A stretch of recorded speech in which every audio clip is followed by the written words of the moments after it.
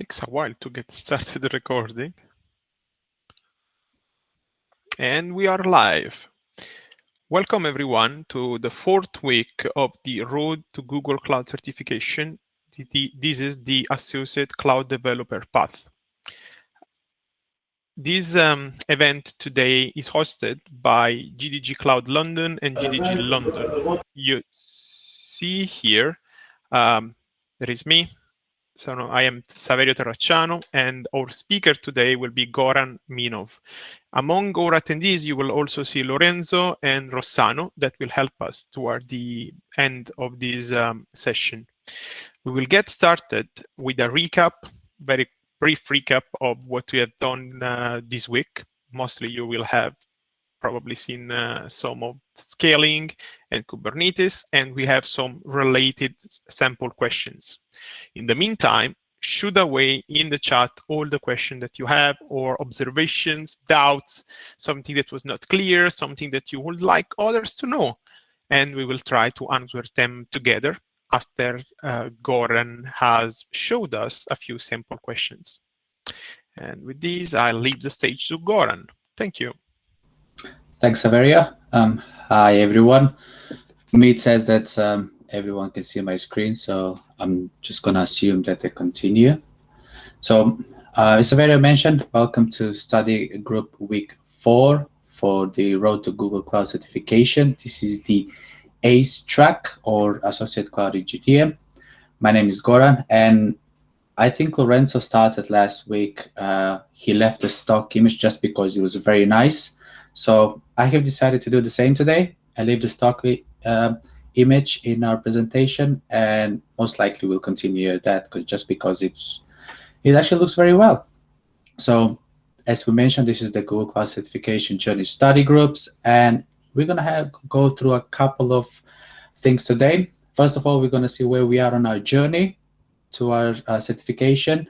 We will do a little exam guide review, and then the sample question. There will be a Q&A at the end. So if anyone has any questions related to today's session or any other that they have experience on Pluralsight or Quick Labs, or even if they are anything, I should say anything related to Google Cloud, please post them into the chat. We'll make sure to collect them and answer them once we will go through these couple of steps first. So first things first, where we are on our journey.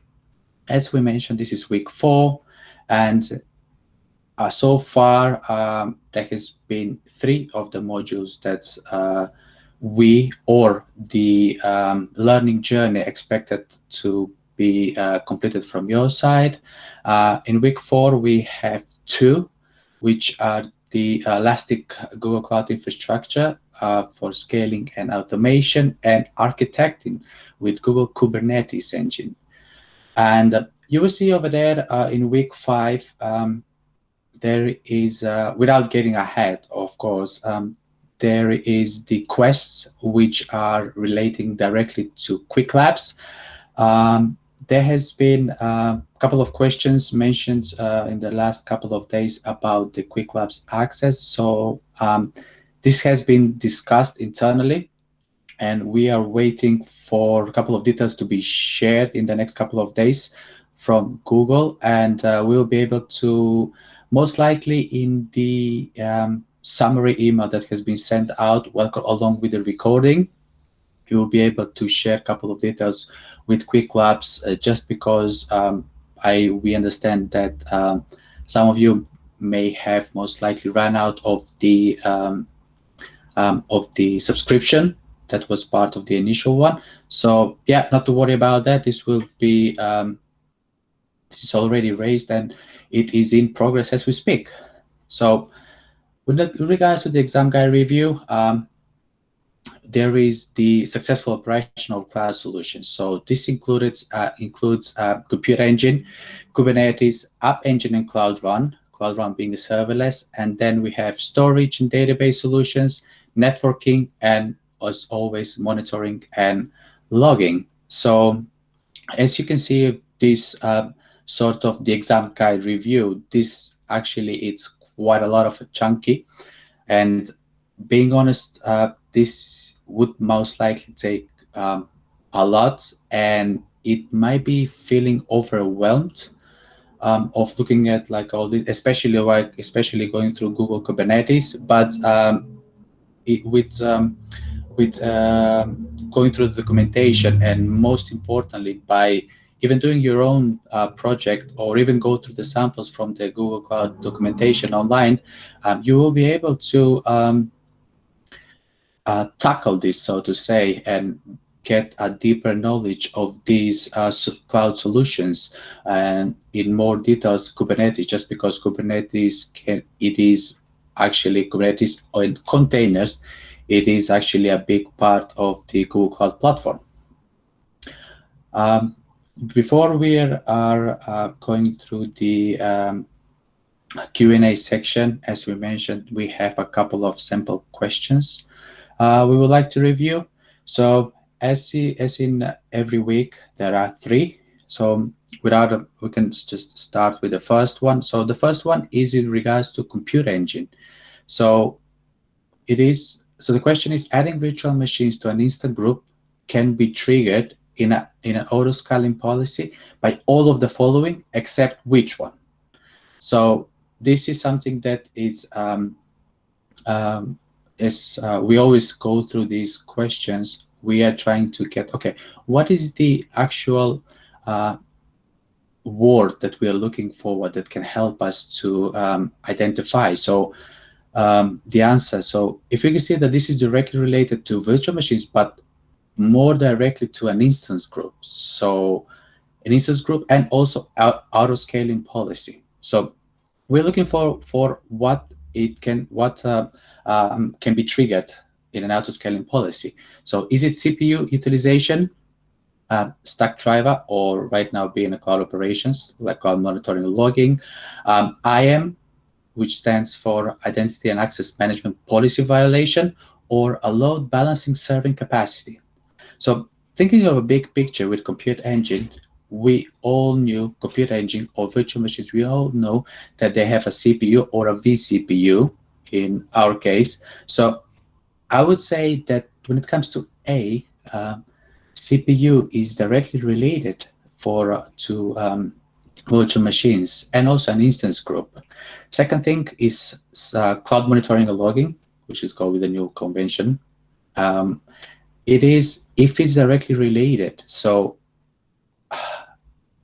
without going into too much details, Stackdriver Metrics is always related, and adding virtual machines can be triggered. Actually, we can set up a trigger to an instant group based on the Stackdriver metrics, and this in the Stackdriver metrics can be a CPU utilization, which is in A. And also, I believe you will agree with me that it can be D as well, the serving capacity of load balancing, which can be triggered. Can we actually trigger adding a virtual machine? But it will not be directly related to IAM, or Identity and Access Management. As you know, IAM or IAM policy, this is directly related to who in the projects can do what, but not directly related to adding virtual machines, because if you will be able to schedule auto-scaling policy, that auto-scaling policy should have a service account, and by default, you will not be able to schedule that auto-scaling policy if there is not a proper IAM Identity and Access Management assigned to that policy. So this is not directly related to adding. So I'm going to go here with C, just because of reasoning and going into too much details between them. And C is the right answer in this case, just because we can always scale virtual machines with a CPU, and based on Stackdriver metrics, we can be CPU or anything like that, or traffic or whatever. And load balancing as well when it comes to serving capacity and the overall traffic. Going to the next question, it is something related to finance and SQL or SQL. So the question is, your company's finance department is developing a new account management application that requires transactions and the ability to perform relational database operations using fully compliant SQL.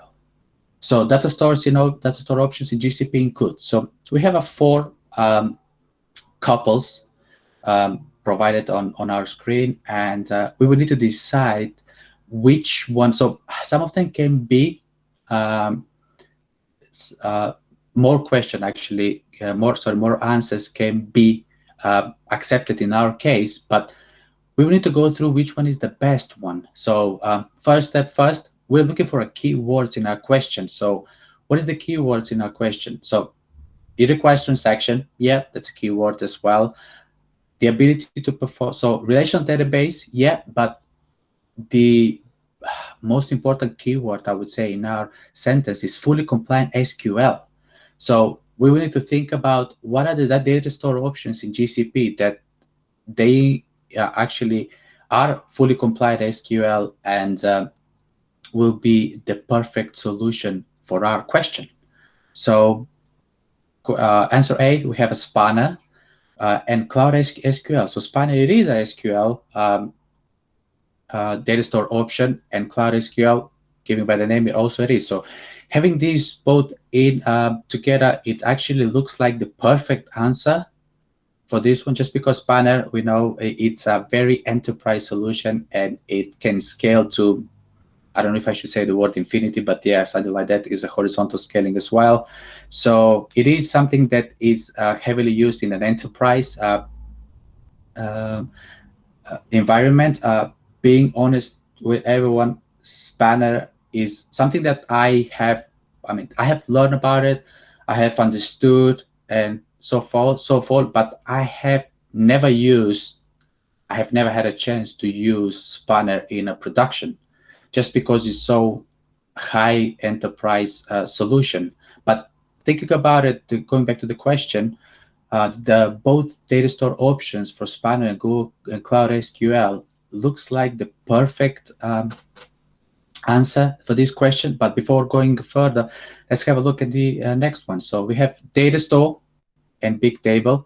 Datastore is not something that is, and both the Bigtable, it's not something that will be great in our case, just because of having of needing the fully compliant SQL in our case.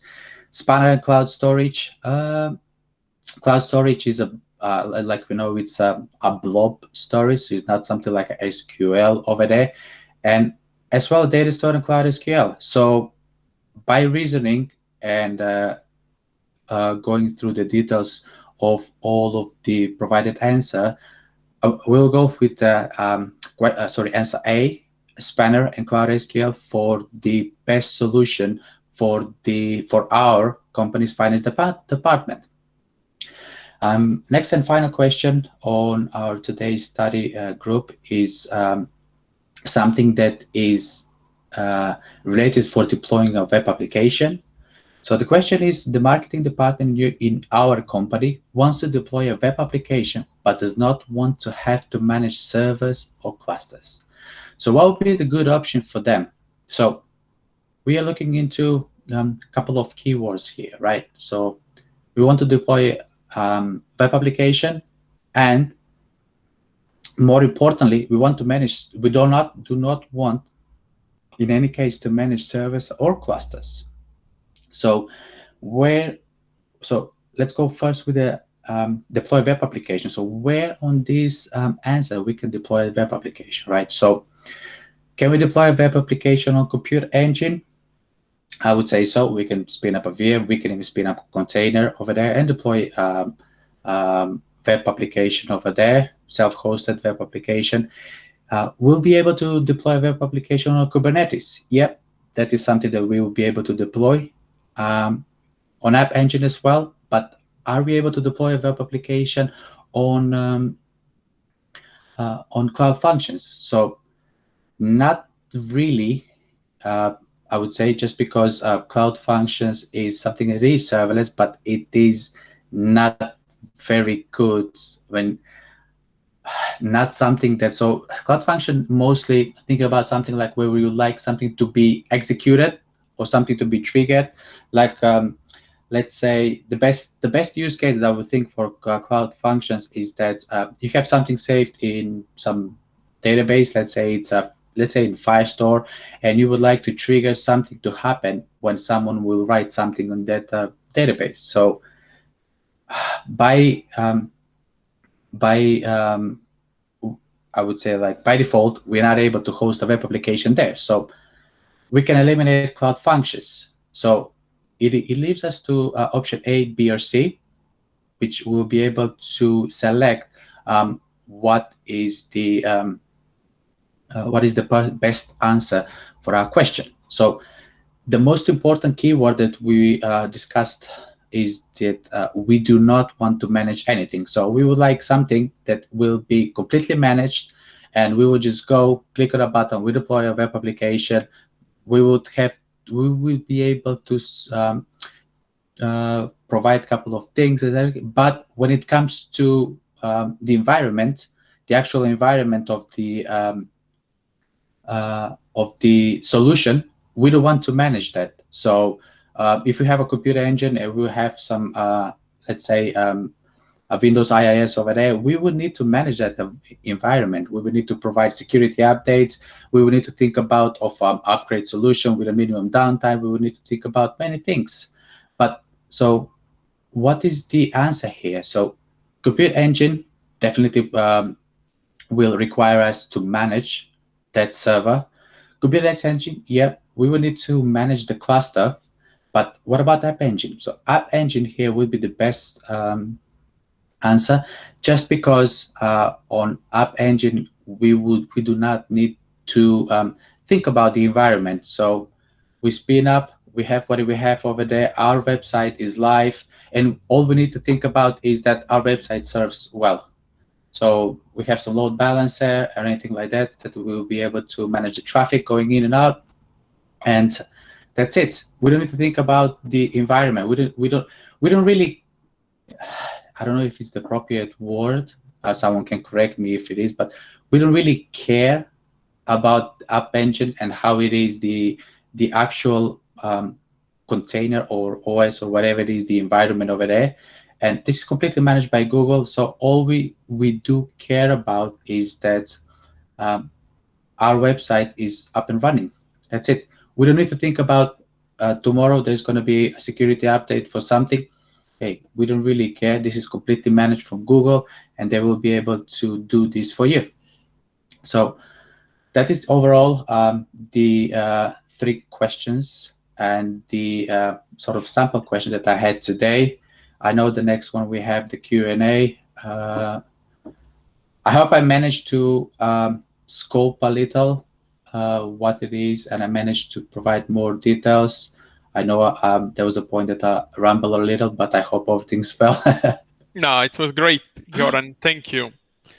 So please, if you have any question, ask. In the meantime, maybe I'll provide some more insight about App Engine. So as Goran said, yes, perfect. We don't need to care about the server in which we're running. We have a web application and we have to focus on that. One of the things that you may want to think about when you're deploying something on App Engine is in which language / framework your application is written. Because App Engine is a single product. Internally, you will see you have 2 different versions of it, flavors of it, if you want. One is App Engine, the classic one, and the other one is App Engine Flex. App Engine, let's say that you have a Node application, or you have a Python application, or you have I think Go and Java are the main supported languages for App Engine. Then perfect. You don't need to care about anything else. You just deploy it, you package it and deploy it from the CLI to App Engine, and it will just work. Things are a little bit more quirky if you, like me, want to write something in .NET or another framework that is not natively supported by App Engine. You can run it, but you have to use App Engine Flex.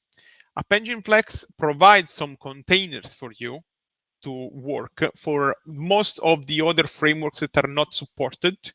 natively by App Engine, or you even have the option to provide your own environment container with, if you, okay, you can't just supply any container, but you need to have a container that fits the specs required by App Engine Flex. So if you want to use something that is not among the base supported frameworks, you can. After you have done that, App Engine unlocks the full scope of its powers, which allows you to scale it. You can decide how many nodes you want to serve your application. You can set boundaries of how much it can scale up or how little the minimum scale down node you need to support for your application, and you can manage all your deployment procedures. Usually, App Engine can be very powerful in allowing you to do some A/B traffic between the different versions of your releases for your application. For those that don't know it, A/B is a method of testing / deployment in which you don't go full ahead with deploying your application. So you have your application with two different versions, the stable one that you have had until that moment, and then another one that you just want to release. So you have them side by side running, and App Engine will split the traffic in allocated percentages that you may specify between one version and the other, so that you can see that your new release is working as expected before fully committing to it and directing all the traffic to it.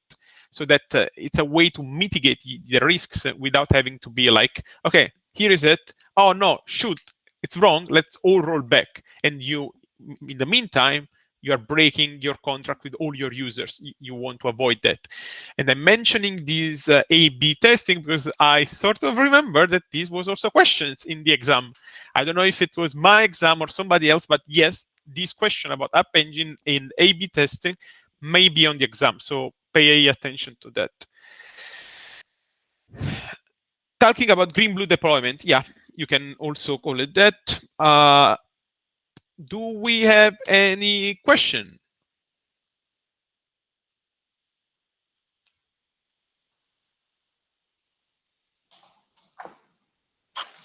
While people think about it, we can go through the poll and see how we did with the question. Let's see if there was something that we can see if there was some confusion. I just need to. No, need just 1 second. Off we go. There we are. So the first one, which was about this was the first one, I hope. Yeah, good. Most of the people correctly pick policy violation. We got a few on load balancer serving capacity. I still cannot see your screen.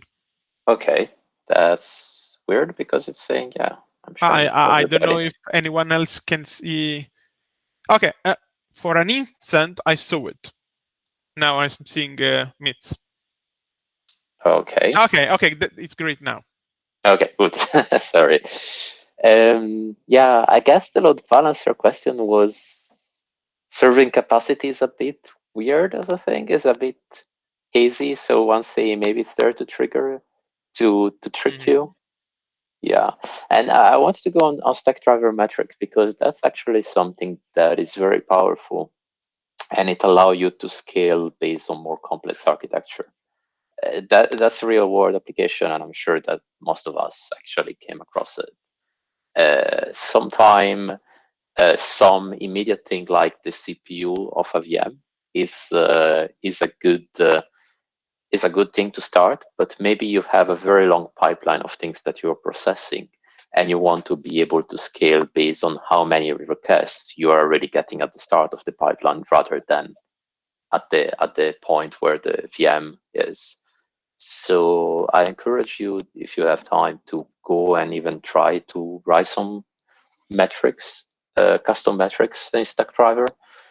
It's not called Stackdriver anymore. It's now monitoring suite, if I'm correct. So in the documentation, you will see called cloud monitoring, but it's the same product. And yeah, it's very powerful. I'm gonna link this one, which led to be very, very flexible in what you do and how you approach a problem. It's very nice. The second one, this is the one that I guess tricks mostly everybody, because I remember myself when I was studying, it was okay. Yeah, you had that general idea of the various components, but really remembering which one is which and what is the best use of it is a bit iffy. And we can see here Datastore is the one that tricked most people. I did find, I was quickly Googling. So this is a blog post that talk about a lot of things, but what I was looking for, I mean, if you're interested, ITNX is a famous website, so it should be good. I was actually looking for this. Let me see if I can load it and then zoom in. Is it readable on my screen? Blurry, getting better, slowly getting better. I need a new connection. I'll link it here in the chat.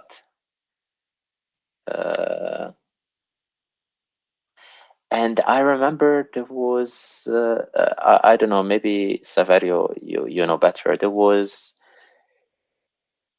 maybe a developer advocate from Google.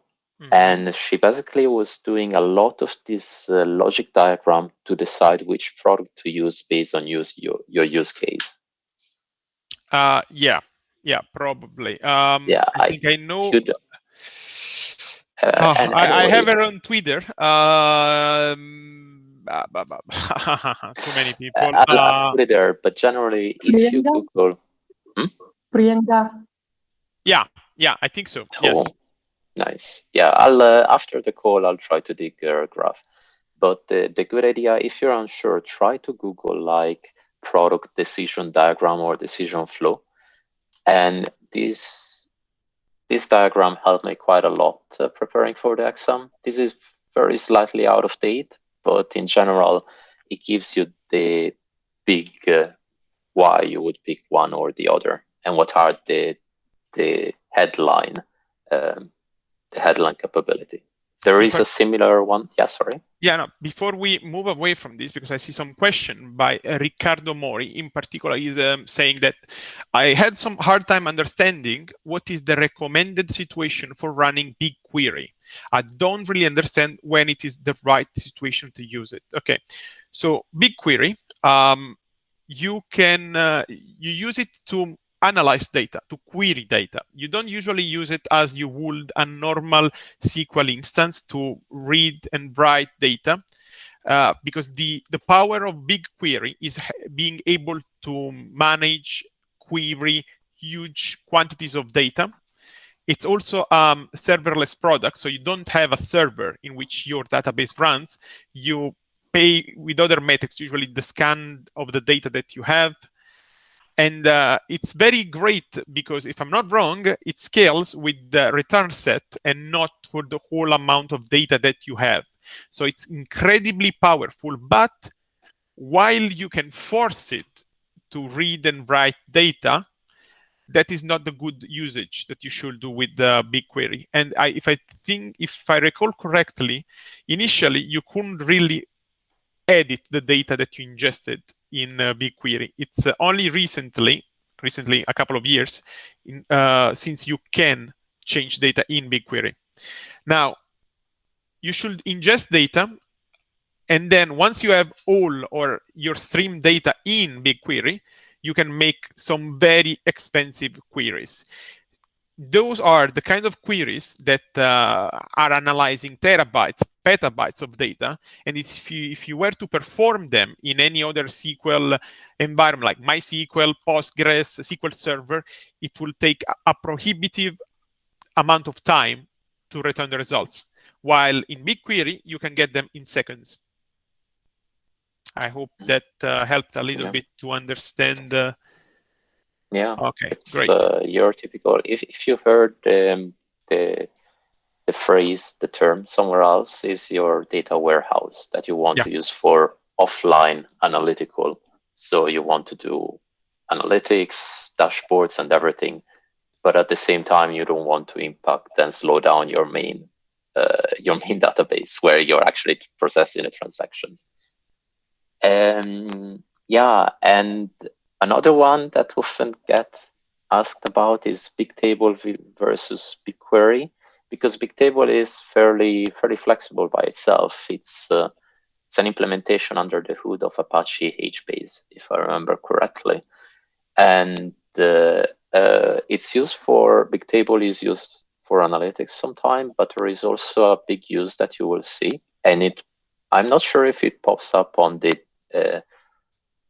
associate exam, but one big use that Bigtable is used for is actually time series. So I'm gonna link this official blog post too that I found while we were going. Because if you get a question or something that say, hey, I want to analyze time series, Bigtable is very good for it. And the other point of Bigtable is that is very, very low latency, while Bigquery is second plus, because with Bigquery, you don't care about it. Yeah. The problem that, and oftentimes what you have to look into the difference between one and the other is the querying capability of each. Usually, like Bigquery, you can query stuff in a SQL-like fashion. So you have a lot of flexibility and power of expressivity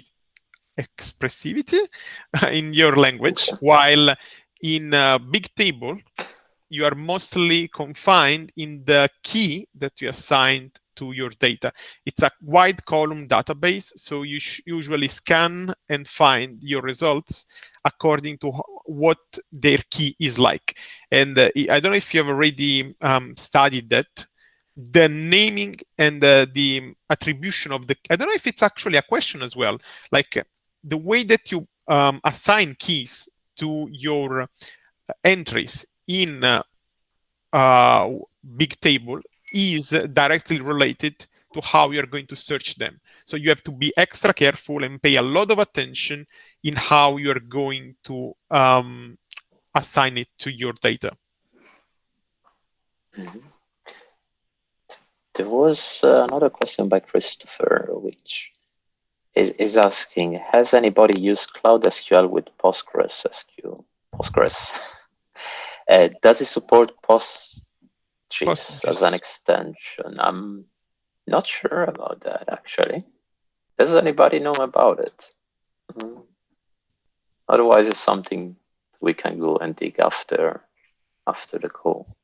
Okay, so it's an interesting one. I don't want to go out on a limb, but I think that it does, because we had an event, now it's a few years ago, in which we were discussing about GIS, which are, for those that don't know, spatial functions, spatial databases, and they were using PostGIS with Cloud SQL, I think so.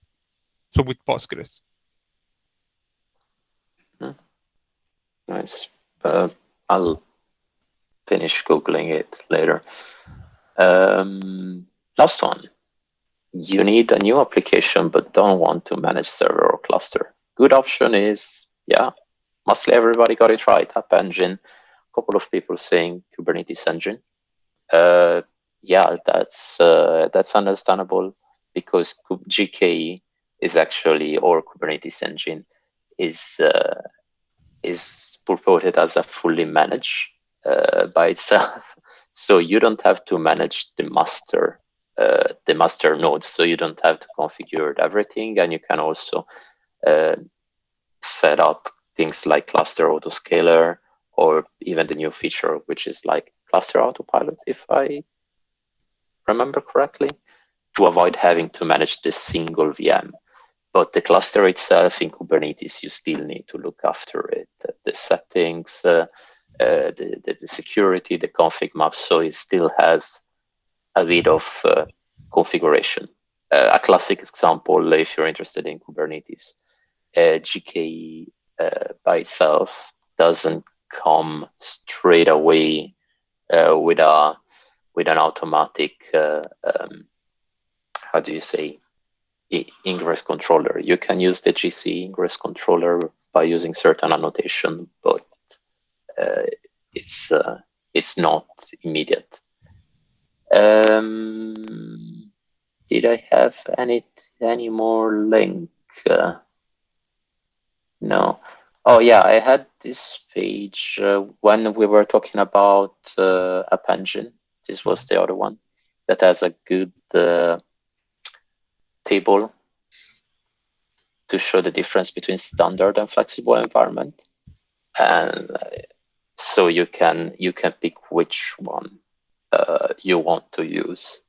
This might help you in some question when you're asked to pick between the two version of App Engine, which one would be the best for the given workload, and this usually give you an idea. Like you might get asked, hey, well, yeah, as Saverio said, I have a workload in .NET. Which version should I use? And things also, and this is something that beat me. The standard environment can scale to 0. The flexible environment cannot. So I ended up paying a few pounds that I was not expecting, because I had this demo machine, like demo instance, that was doing nothing for months, and then I ended up paying for it. Yeah, nice. Yeah, I think we went through pretty much everything. Yeah. So yeah, if anybody has any other question or observation about the material. Yep. Yeah. Could you explain what happens when Quick Labs ask you to use a virtual environment? It seems my labs fail when the lab use it. Do you have a link to the lab itself, Andy? Christopher. By virtual environment, I mean, the one that comes to mind is the Python virtual environment. I don't know if that's...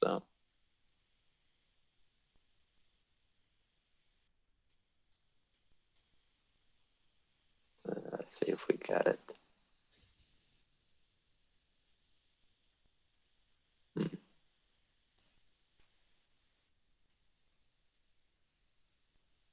Oh, there it is.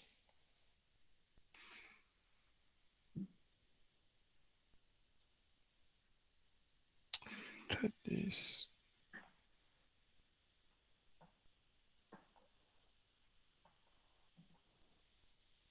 Oh, I need to sign in. Create a virtual environment.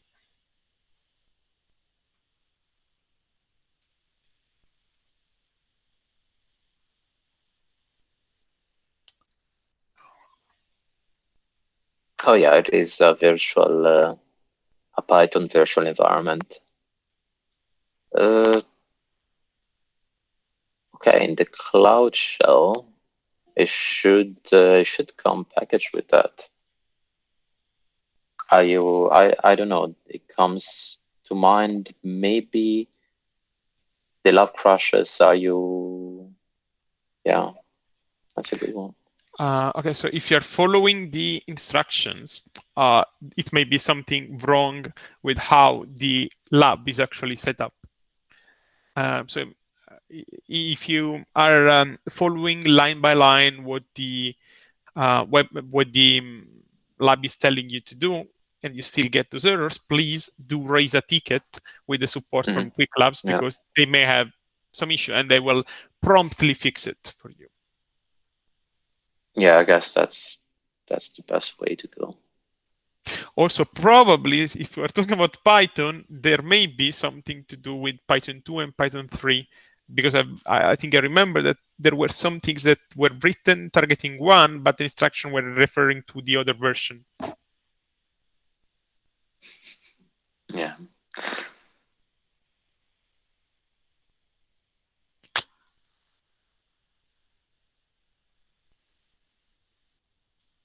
I think we're good. I think we're good.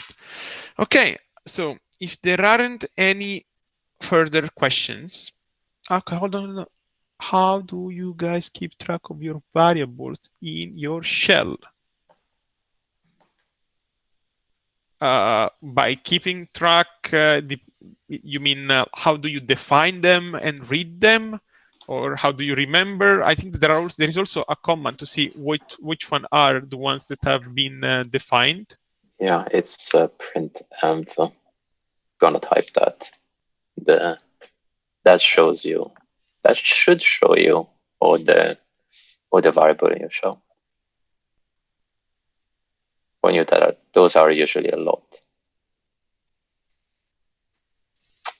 Permanent. Oh.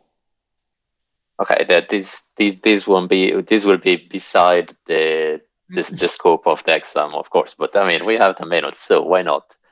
Unless you wanted to say some closing words first. Or no. If you are happy to go through in this deep dive into the shell, okay. Yeah, I mean, I'm currently on Windows, and I usually work on Linux. Yeah, usually at the start, when you use a shell, let's say that you use bash, then you have your dot file, and this works both for Mac and Linux. And the dot file in your root folder, in your home folder, it could be dot bash, the famous dot bash profile, or bash HR, I think it is. I always forget about the full extension. And anyway, that is a file, HRC, thank you, exactly. And that is loaded by your shell when it started up. So in there, you usually put the things like the variable that you want to always be defined, the command that you use to initialize your environment,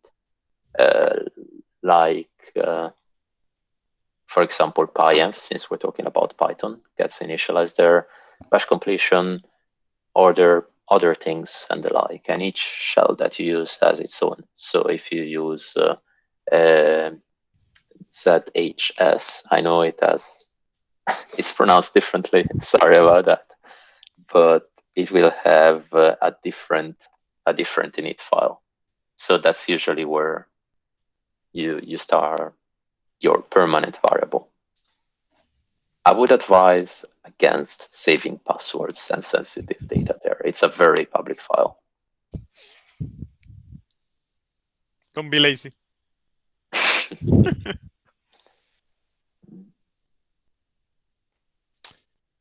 Okay. So once more. Okay. Cheers. Very happy that people are engaged. We like that.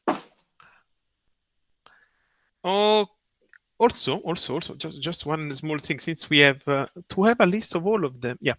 So I really like the virtual environment that the Cloud Console that Google gives you compared to the other clouds. Also, because, like, I'll admit it, I'm terrible at using VI, Vim, and all these other old style editors. Like, I never remember the commands. I have to ask my wife usually, like if she's passing by. She's also another developer now, developer advocate. So one of the really nice features is that there is an actual editor, a text editor that you can access from within your cloud. So if you want to edit a file, you can type edit or edit the name of the file, and it will launch a fully graphical editor that you can use to edit your files within your Google Cloud Console. Which, to me, it was a game changer. It made my life that much easier, and especially, I guess it's going to make your life easier as well while you do the quick labs without having to flex your VI skills.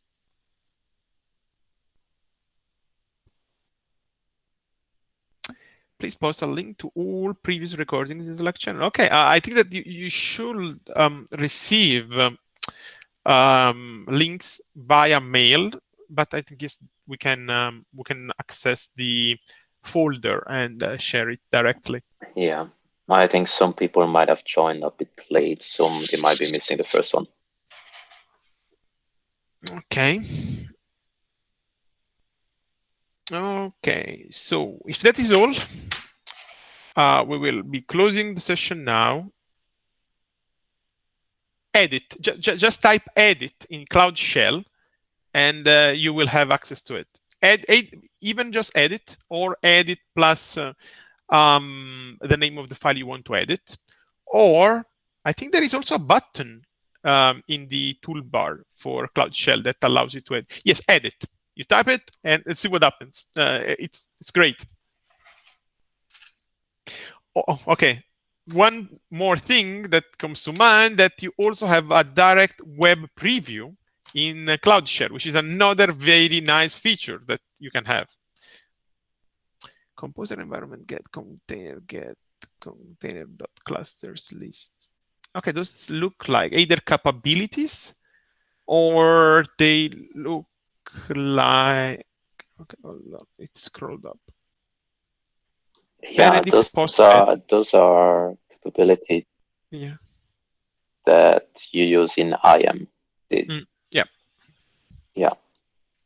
So the last one is the one that you need to actually connect via kubectl to a Kubernetes cluster.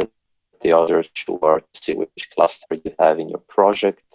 I'm not super familiar with Cloud Composer, but it seems something like listing. Are those part of another question? No, not sure. Oh, okay. It was a response to Christopher. Okay, good. Okay, so we will be wrapping it up now.